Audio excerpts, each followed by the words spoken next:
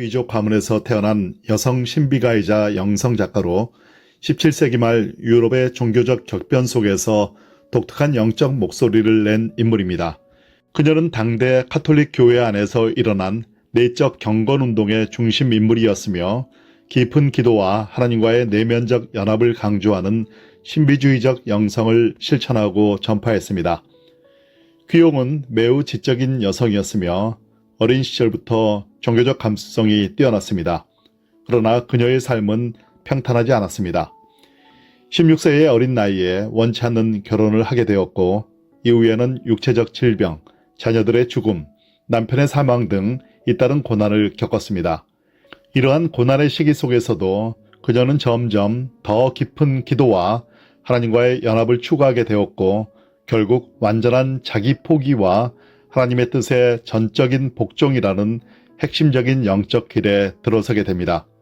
잔느 귀용은 자신의 체험을 글로 남기기 시작했는데 그 대표작이 바로 순전한 사랑입니다. 이 책은 인생의 숱한 질곡 속에서도 하나님을 놓지 않았던 신앙의 고백으로 자아의 죽음, 성화, 하나님과의 연합, 완전한 사랑 등의 주제를 체험과 함께 생생히 나타냈습니다. 그녀는 다른 책들을 통해 단순하면서도 깊은 기도의 삶을 소개하며 유럽 전역에서 큰 반향을 일으켰습니다.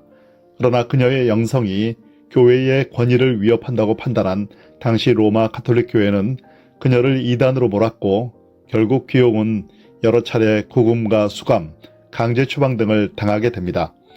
그럼에도 불구하고 그녀는 감옥 안에서도 글을 쓰고 기도하며 하나님께 향한 사랑을 더 깊이 새겼습니다. 그녀는 단순한 이론가가 아닌 고난 속에서도 하나님을 향한 사랑을 잃지 않았던 삶의 증언자였습니다. 오늘날 그녀는 기독교 신비주의 전통의 대표적 인물로 평가받으며 개신교와 카톨릭을 아우르는 깊은 기도와 자기 포기의 영성을 보여주는 인물로 다시 조명되고 있습니다. 기록문화연구소의 이 영상에서는 잔느 귀용의 삶과 글에서 건져 올릴 수 있는 세 가지 영적 교훈을 중심으로 우리가 어떻게 하나님 앞에서 더 깊은 내면의 길을 걸을 수 있을지 함께 묵상해 보고자 합니다. 첫째, 하나님과의 깊은 내면적 교제, 묵상의 기도로 들어가기입니다. 잔느 귀용은 기도에 있어 단순히 말을 많이 하거나 감정을 고조시키는 것을 강조하지 않았습니다. 그녀는 내적 기도 혹은 묵상의 기도를 통해 하나님과의 깊고 조용한 교제를 지향했습니다. 이것은 마음의 중심이 하나님께 집중되는 상태, 즉 외적인 말보다 내면의 정결함과 전적인 하나님 의존이 드러나는 기도입니다. 그녀는 기도란 내면의 깊은 곳에서 하나님께 나아가는 것이며 우리가 말하지 않아도 하나님은 우리의 마음을 듣고 계신다고 말했습니다. 귀용의 내적 기도는 하나님을 사랑하기 위해 침묵 속에서 머무는 시간이었습니다.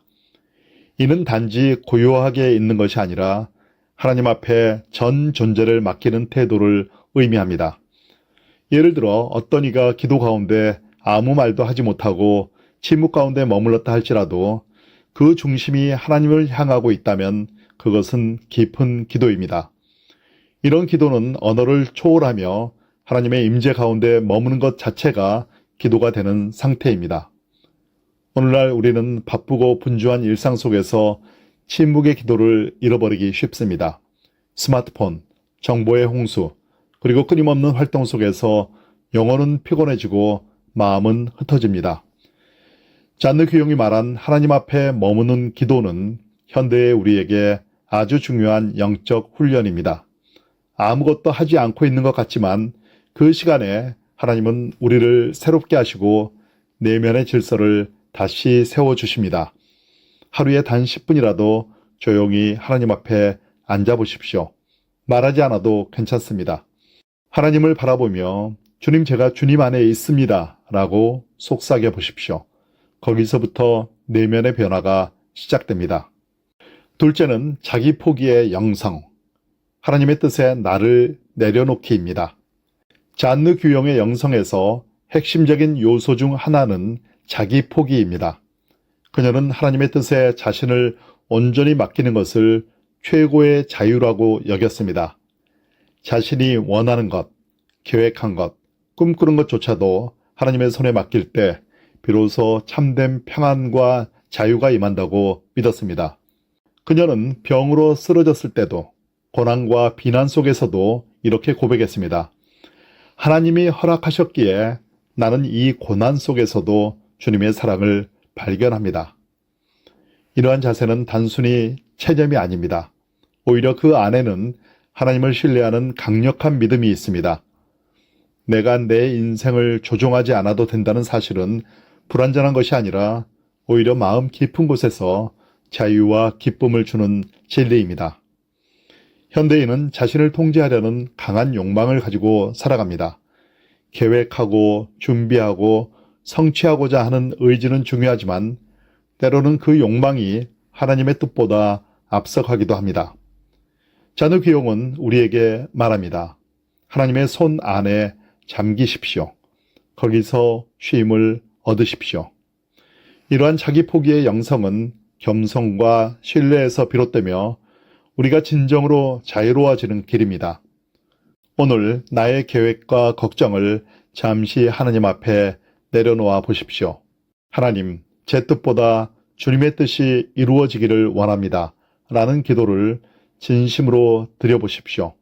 이 고백이 우리를 더 깊은 신뢰의 자리로 이끕니다. 셋째, 고난 속에서도 하나님을 향한 사랑을 잃지 않기입니다.